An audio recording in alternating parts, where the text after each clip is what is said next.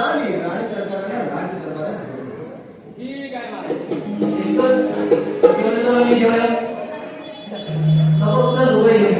जाऊया.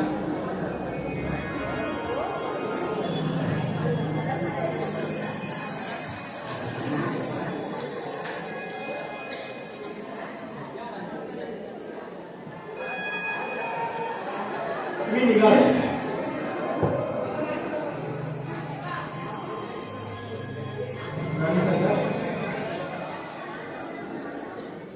राणी सरकार आम्ही जे ऐकलं की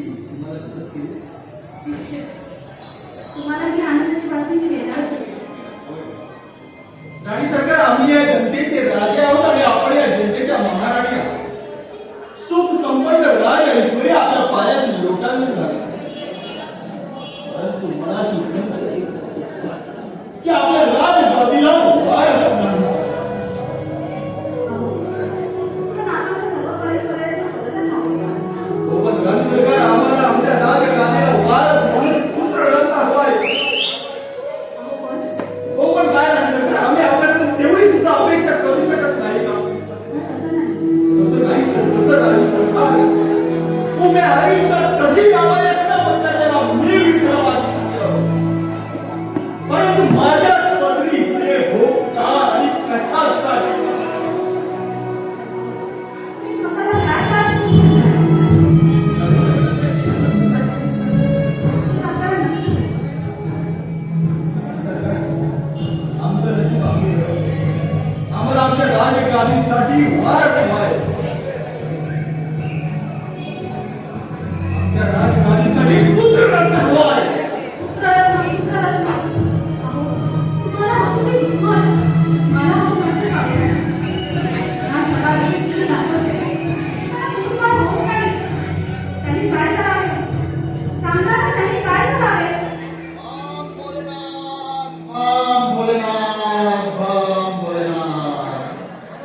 प्रणाम महाराज. सौभाग्यवती बुवा. बोल बालकी बोल. आज तुझ्याकडे एवढे सर्व सुख संपन्न आणि हे राज्यामध्ये असताना या राज्याच्या महाराणीच्या चेहऱ्यावर हे दुःख का?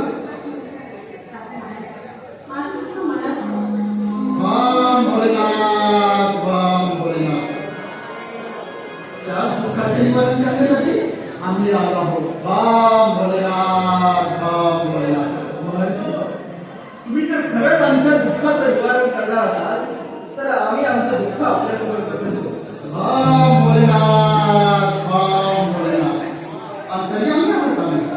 सर्व तिथं मनातील दुःख जाणतो आम्ही. तुम्हाला हे सांगायचं आहे ना, तुमच्या राजमार्गामध्ये सर्व प्रकारचे सुख संपन्न आणि राजऐश्वर्य आहे. परंतु पालना हरत नाही. महाराज, महाराज, तुम्ही जर आमच्या मनातील दुःख जाणू शकता तर आमच्या दुःखाचं निवारण सुद्धा करू शकता. बाम भोलेनाथ, बाम भोलेनाथ. तुमची ही इच्छा लवकरच पूर्ण होणार आहे. या राजमार्गामध्ये एका लहान भागाचे आव्हान आहे. म्हणजे तुमच्या या घरामध्ये लक्ष्मीचा वास आहे. लक्ष्मी, हो, लक्ष्मी.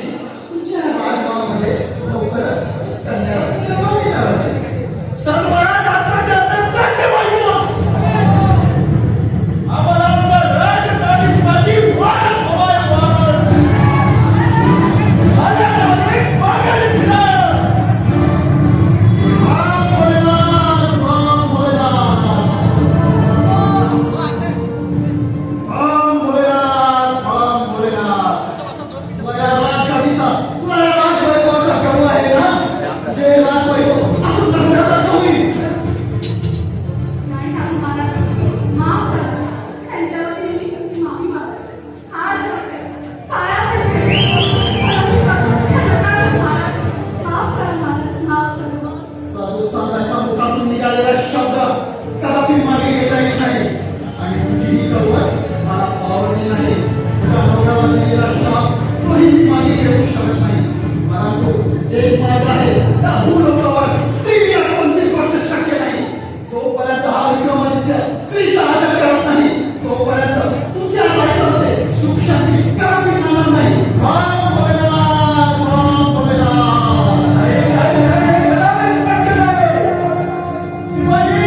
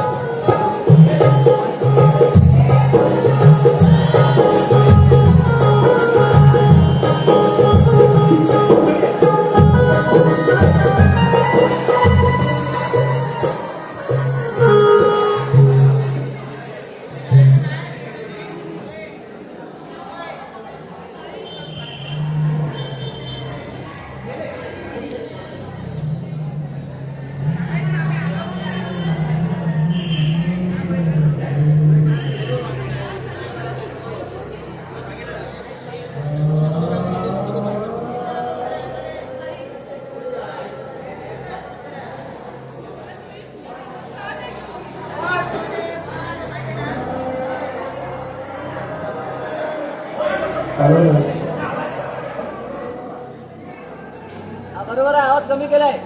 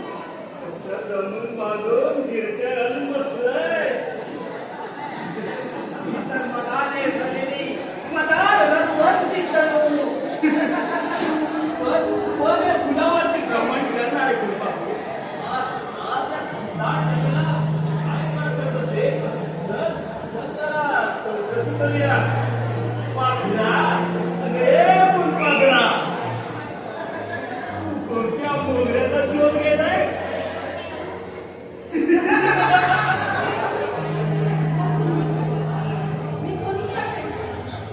मला काय करायचंय? तुमचा माझा मोकळा आहे. जाऊ शकता.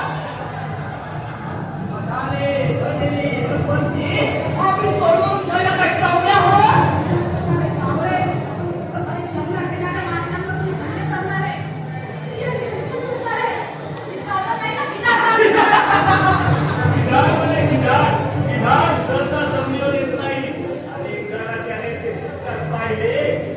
आशीर्वाद घेतल्याशिवाय पुन्हा तो आकाशात भरारी घेत नाही. मी पण एक शेतकऱ्याची मुलीचा मुलगी आहे. माझ्या अंगात बारी नाही संसाराचा मी मारा दिला.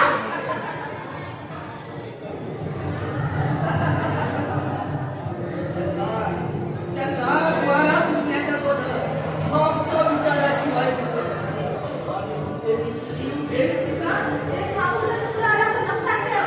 जीव भेटी तुझ्या. जीव म्हणजे आमचा.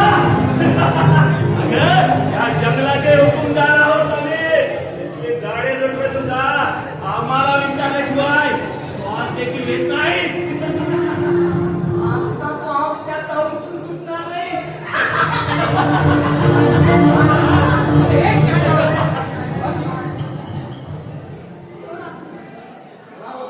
आमच्या आनंदाच्या आडवा येणारा तू कोण आहे? अरे आजची रात्र आम्हाला धुंद उचलू दे. अरे मी या जंगलात कोण नाही करणार आणि एका ही आमची शिकार आहे. आम्ही या जंगलाचे हुकुमदार आहोत. हुकुमदार हे काय आणि हुकुमदार आराम करा. हे आमचा आम्ही बघून घेऊ. चाल तुम्ही निघतोय. सरळ भाषेत सांगतोय. नाहीतर जीवन विभाग हा सुरत कुणावर अन्याय करत नाही आणि माय भगिनीवर अत्याचार करणाऱ्याला कधी सोडत नाही. जनी को आग कहते हैं, उसी को रात कहते हैं, और रात से जो आग निकलते हैं उसे आग कहते हैं. आकाशात तर तुम्ही कावळे ते कावळे आराम खोरा. असे किती कोल्हे वाटेत आडव्याले. हे आपला विकार घाबरला नाही समजलं. तू या जीवनात वाचला नाहीतर तो सरळ ढगात गेला. ढगात जाण्याची भाषा ती सुद्धा डोळ्यासमोर. या काळात शेवट आहे हे विसरू नका. अंगात हिंमत असेल तर भिडाव समजेल. एवढं सामर्थ्य बरं नव्हे. एवढी जर धमक असेल ना तर व्हिडिओ संपशेल. समजेल. ठीक आहे.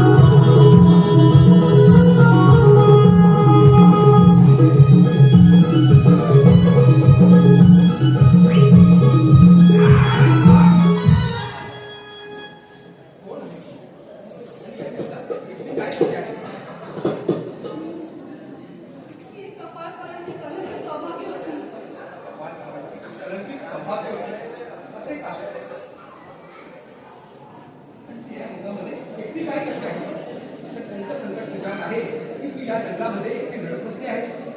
माझ्या आयुष्यात फक्त आता रडणंच उरलं. जीव दिला असता. पण माझ्या पोटात बीज अडकलं. त्याच्या जन्माचा मी बळी नाही देऊ शकत. म्हणजे तुझ्या पोटात बाळ आहे. हा, हे कसे काय मला सांगू शकशील का? माझ्या पोटात मुलगी आहे. हे कसे काय मला सांगू शकशील का? ती अवधी नदीचा काका, विक्रमादित्य त्याची पत्नी. विक्रमादित्य म्हणजे तुमच्या बापाने शिकारीला गेला असता माझ्या वडिलांना ठार मारले आणि मी आणि त्याची लाडकी त्यांच्या अंगात सोडली. त्याच मुलीसोबत त्यांनी आपल्या मुलाचे लग्न लावून दिलं. आणि माझ्या आयुष्याची तिथेच बरबादी झाली सुगरण. तुला माझं नाव कसं म्हणतो? पुढे मातुरेकर. ही बघ, हीच ती निशाणी, जन्मजात निशाणी. आणि सुगरण, मीच तुझी ही स्वयंस्मरण केली. ताई ताई तू ताई तुझ्या शिवाय काय आई गेल्यानंतर एका तुझ्यासोबत खाटापटात लग्न लावून दिलं. पण माझ्या पोटी मुली जन्माला आल्या. आणि ते त्यांनी बळी घेतलं.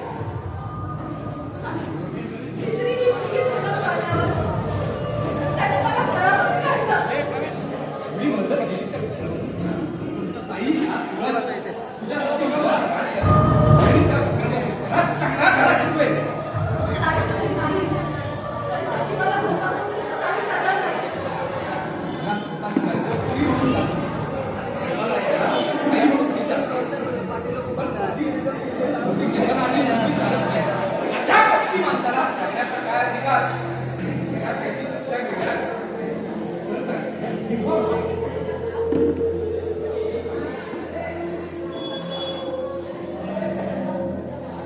नमस्कार.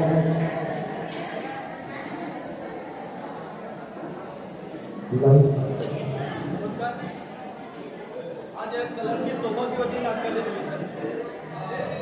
स्त्री भ्रूण हत्या आपल्या अहंकारामुळे एक राजा आपल्या पत्नीला मारून घराबाहेर लागू शकतो. आणि हाच पश्चाताप कधी कोणाच्या आयुष्यात होता कामा नये आणि स्त्रीला कमी समजलं गेलं नाही पाहिजे म्हणून हा आपल्या पदनाट्याच्या निमित्ताने कलंकित सौभाग्याच्या पदनाट्याच्या निमित्ताने हा एक आपला छोटासा प्रयत्न होता. आज महाराष्ट्रातच नव्हे तर संपूर्ण जगभर भारतभर कुठे कुठेतरी स्त्रीला कमी लेखलं जातं.